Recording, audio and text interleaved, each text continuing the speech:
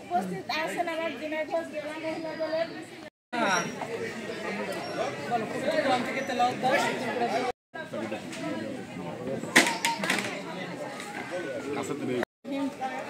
কার্যকরণী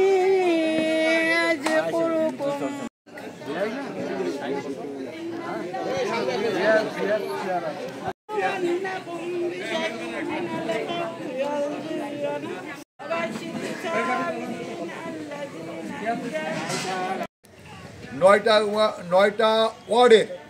সাংগঠনিক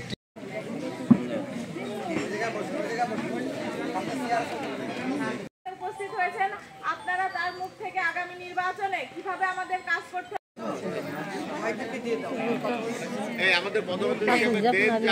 আগামী দিনে যে নির্বাচন হবে যেভাবে আপনারা মাঠে কাজ করবেন সেদিক নির্দেশনা দেবে আমাদের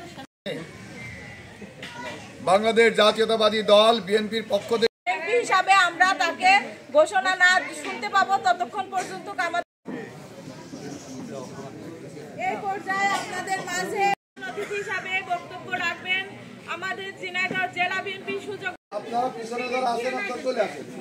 ছেলেরা পিছনে চলে আসেন আপনি দাঁড়িয়ে থাকুন 15 ফেব্রুয়ারির পূর্বে অর্থাৎ